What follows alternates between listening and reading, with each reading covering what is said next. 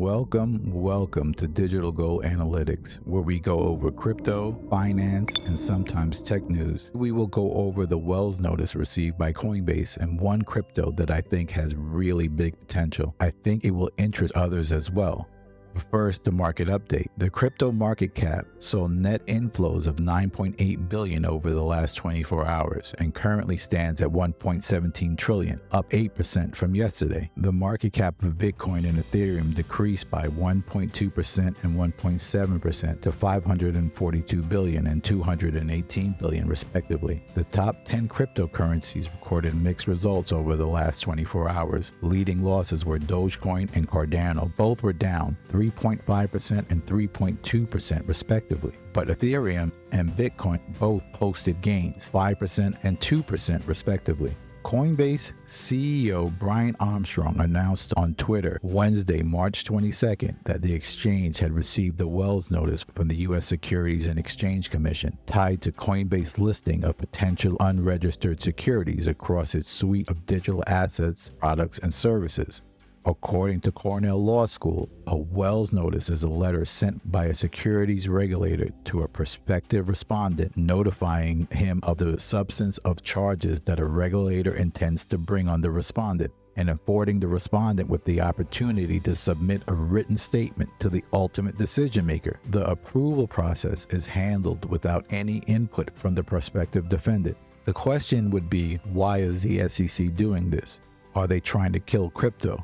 I think the answer is no, but what you see are repeated attacks to scare investors away from crypto. Most of my friends who are not invested in crypto, they think that crypto is for criminals. Most will say things like, isn't crypto dead? Their opinions are based on the limited information they get from mainstream media. All they have to hear are the words lawsuit and crypto in the same news segment, and they will not think of researching crypto until they hear one Bitcoin is worth 500K. In the beginning, I used to get mad at my non-crypto friends, which are most of them, but over time, I realized it's not their fault. Most people work a 9 to 6 and they don't have the bandwidth to learn something new like crypto. Even if you're a savvy investor and hear the SEC is suing a crypto company, that avenue of investing will be dead to them. The SEC knows this, and it's the reason why their attacks are so pinpointed. The SEC's goal is to severely damage the on-ramps from fiat to crypto. The enemy to the SEC is self-custody. If crypto investors left their money on the Coinbase platform, they wouldn't be such a big threat.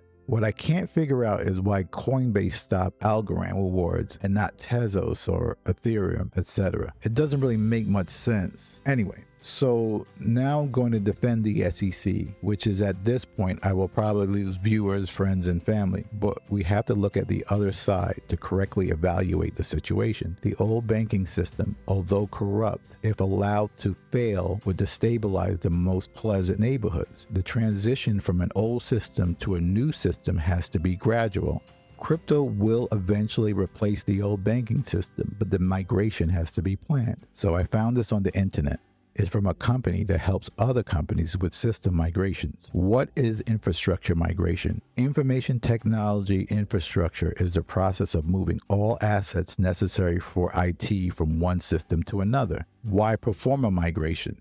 Migrations of this type are done to improve efficiencies or bring all applications from a legacy system into a current one. How is the migration a success? For IT infrastructure migration to be a success, business continuity must be maintained through the transfer of hardware and software, and the departments must return to full functionality. In this case, the SEC is helping with the migration. If the SEC doesn't control the migration, you would have chaos. The problem with the SEC is that they want to migrate the world from the old system to a new centralized blockchain system where they still have 100% control. That is not what crypto is supposed to be. Now let's look at a crypto that I like the problem they claim to be solving. Radix, a layer 1 blockchain network that claims to provide a radically better their developer and user experience, said on Thursday it reached a $400 million valuation in a new $10 million funding round. Radix started in 2013 as a blockchain research project. It was established as a company in 2017 and has been under development ever since. Radix has its own consensus system, its own execution environment, and its own programming language. They use a programming language called crypto, which they claim is easier for new developers to build smart contracts than Ethereum's Solidity language. What Radix claims they will be able to do in a nutshell is to provide security for DeFi platforms through their easier-to-use programming language. One of the biggest problems of the last bull run was many, and I mean many, of the DeFi platforms were hacked. I know some of them were rug pulls, or what I call inside jobs, but in many cases the platforms were hacked. Hackers had creative ways of draining DeFi platforms of their liquidity. Radix claims to solve this problem because crypto is easier and is a more secure way of programming. We will definitely see, but I think this project is definitely worth a look. Radix currently is at 4 cents and is currently ranked 213 according to CoinMarketCap.